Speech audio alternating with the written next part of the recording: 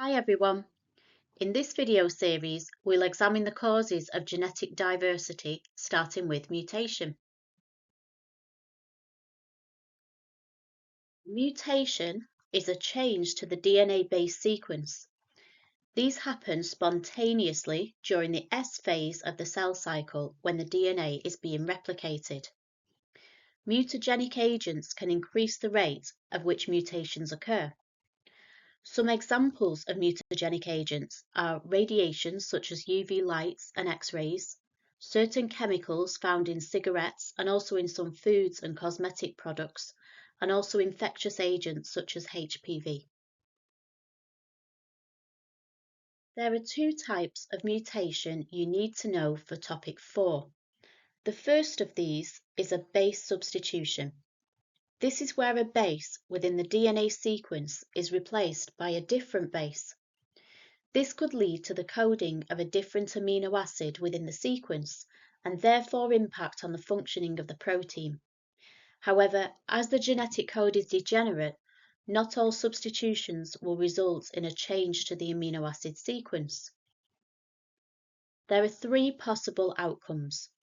If our original DNA triplet was TTC, the complementary mRNA codon would be AAG, resulting in the amino acid lysine being added to the polypeptide. A substitution which replaces the base cytosine with thymine changes the DNA triplet from TTC to TTT, and the complementary mRNA codon would now be AAA. However, this also codes for lysine, and so therefore this substitution would have no effect on the amino acid sequence within the polypeptide, and therefore no effect on the final protein structure or its function. A mutation which changes the DNA triplet from TTC to TCC would result in a complementary mRNA codon of AGG, which now codes for arginine. This would have a limited effect on the protein and would depend on which amino acids have been substituted and how this affects the bonding within the tertiary structure. The final outcome of a base substitution could have a significant effect on the functioning of the polypeptide. For example, if our DNA triplet TTC was now mutated to ATC, this would result in the mRNA codon being UAG, which is in fact a stop codon.